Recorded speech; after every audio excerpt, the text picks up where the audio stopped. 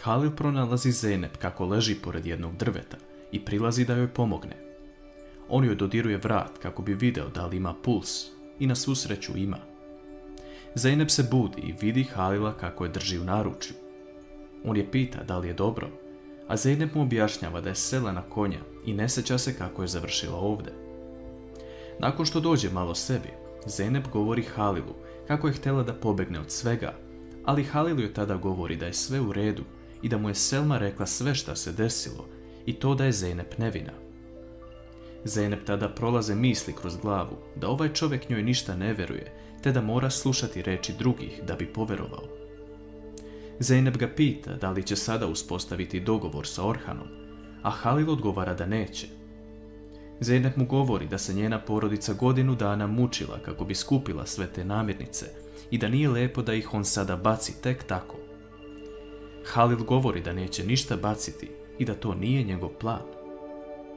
S druge strane, u prethodnim epizodama smo vidjeli da Jusuf pokušava da dopre do Gulčinog srca na svaki mogući način. On čuje njen razgovor sa sestrom, kako je Jusuf dobra osoba i bez njega ne bi mogla da živi ovakav život. Jusuf je kroz razgovor sa Gulče shvatio da bi ona voljela da živi u kući samo sa njim. On odlazi u grad i pronalazi jednu kuću koja se izdaje, ali već je neko zakupio. Taj čovjek govori da će mu javiti ako se nešto promijeni, jer se vidi da baš želi tu kuću. On ubrzo dobija odgovor da može iznajmiti tu kuću i on odlučuje da pozove Gulče da je uredi kako želi, ali govoreći da je to za njegovog prijatelja. Šehnaz vidi da Jusuf i Gulče odlaze u jednu kuću i to prenosi Havin. Po povratku iz kuće, Jusuf odlazi na sprat, a Havin govori Gulče da se drži obećanja, a ne da priprema novo mesto za život sa Jusufom. Gulče joj govori da će otići pre nego što mjesec dana prođe, ali tada se pojavljuje Jusuf. Da li je Jusuf čuo šta su one pričale? Halil i Zeynep sedaju pored drveta i prvi put vidimo kako Zeynep otvara dušu Halilu. Ona govori da kada god se osjeća razočarano ili kada joj je teško u životu, dođe na brdo Ruzgarli tepe. Halil to sluša sa znatiželjom jer želi da otkrije što više stvari o njoj. On tada predlaže da se vrate na farmu, ali iza njih stoji Orhan koji dolazi i vidi kako njih dvoje sede pored drveta i Halil pomaže Zeynep da odu do automobila. Njegova misija ovdje neće biti laka. Zeynep se vraća kod Zumrut u sobu i tu sreće Selmu koja se zabrinula za nju. Zeynep joj govori da je možda bolje što je sve ispalo ovako. Na drugoj strani Halil razmišlja o tome šta se desilo danas, ali u tom trenutku Songul ulazi u kancelariju govoreći mu da konj kog je kupio je pobegao zbog Zeynep i treba da je kazni. Halil joj odgovara da on odlučuje koga će kazniti i niko drugi. Zeynep uveče odlazi do svoje majke i sestre da ih obavesti da je sve u redu i da ju je Halil pronašao na brdu Ruzgarli tepe. U jednom trenutku se na vratima pojavljuje Orhan koji želi da popriča sa Zeynep nasamo. Merve, Tulaj stoji za vrata i slušaju o čemu oni pričaju. Orhan se izvinjava Zeynep zbog svega, govoreći da posljednja stvar koju bi uradio je to da joj dosadi. On je pokušao da ispravi svoju grešku, ali Halil nije prihvatio to. Zeynep mu govori da nije trebalo ništa da uradi za nju, jer nema potrebe. Tada Orhan daje Zeynep jednu ponudu, a to je da sutra sa njim krene na jedan specijalan poziv i voleo bi da mu ona bude pratnja. Zeynep govori da će razmisliti o tome, ali da ne može ništa obećati.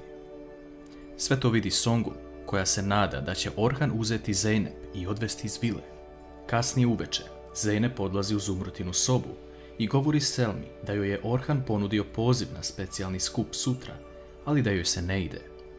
Selma joj govori da ne radi nešto što ne želi, ali Zeynep samo neće da povredi Orhana. Ona kasnije ostaje sama, dok Zumrut spava i razmišlja o tome kako je danas lepu stvar učinio Halil. Halil, s druge strane, razmišlja samo o Zeynep, a njegova koncentracija na posao je minimalna.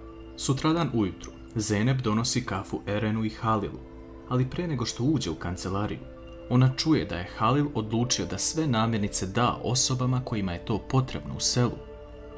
Zeynep ulazi, govoreći da je to jako lepa vest i nije mogla da ne čuje o čemu su pričali. Ona predlaže nekoliko mesta i pravi spisak osoba kojima bi te namirnice bile od pomoći. Halil pakuje stvari u džip i kreće sa Zeynep. Songul vidi da Halil i Zeynep negdje idu, te odlučuje da nazove Erena kako bi ga pitala šta se dešava. Eren joj govori šta je Halil odlučio, a Songul ne bude drago što to čuje. Po dolasku pred jednu kuću, Halil iznosi kutije jednoj starijoj ženi. Zeynep stoji pored njega i govori ženi da je ovo poklon za nju. Žena počinje da hvali Zeynep, govoreći da nikada ovo neće zaboraviti, ali tako i stvari koje je njena porodica uradila za ovaj narod. Halil razmišlja o tome kako svi vole Zeynep i niko nije rekao ni jednu ružnu reč o njoj. U vili, Songul sreće Merve kako čisti i želi da popriča sa njom o Orhan. Merve govori to kako je Orhan postao jako bogat, ali da Zeynep nikada nije gledala klasnu razliku i da nju to ne interesuje.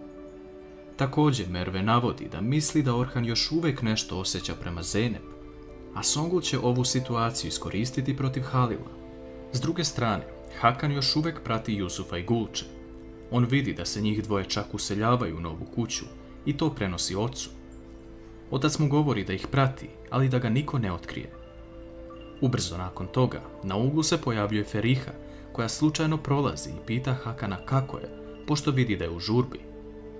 On joj govori da je došao u grad, ali da želi da iznenadi Gulče, te je zamoli da joj to ne govori, kako ne bi upropastili iznenađenje. Hakan je sada u strahu da Feriha ne kaže nikome da je on tu. Halil i Zeynep odlaze do sljedeće kuće i tamo sreću jedan stariji bračni par koji žele da ih ugoste kako bi pokazali zahvalnost za ovo što rade. Njih dvoje odlučuju da ostanu, a Zeynep prvi put vidi Halila nasmejanog kako gleda njihovog unuka Alija. Naime, Ali je Halila podsjetio na sebe dok je bio mali i kada nije imao ništa. On tada odlučuje da pokloni Aliju nešto kada sljedeći put dođe, jer vidi da njegova porodica nažalost nema uslove, kao što ni on nije imao pre. U jednom trenutku Orhan odlazi na vrata porodica Aslanli, pitajući gdje je Zeynep. Tulaj mu govori da je Zeynep otišla sa Halilom u grad. Orhan odlučuje da tada zove Zeynep na telefon i ona mu se javlja. Orhan je pita da li će ići sa njim večeras, jer je to dobra prilika za nju da upozna nove ljude, ali Zeynep tada pogleda u Halila i govori Orhanu da je najbolje da se ne pojavi večeras. On joj govori da ipak malo razmisli. Po povratku u vilu, Zeynep se zahvaljuje Halilu što je uradio ovu lepu stvar ljudima kojima je to potrebno. On govori da je to ništa i kreće da uđe u vilu. Međutim, Zeynep ga tada zaustavlja, govoreći da joj je Ali dao crtež njih dvoje, jer su cijelo vrijeme bili nasmejani, i poklanja mu to. Halil se sprema za večerašnju ceremoniju. Svi dolaze u svečanim odelima, ali u jednom trenutku sve oči staju kada vide Zeynep kako silazi niz stepenice. Halil laganim koracima kreće ka njoj, ali u tom trenutku pored nje staje Orhan. Zašto je Zeynep odjednom promijenila mišljenje i prihvatila da dođe sa Orhanom?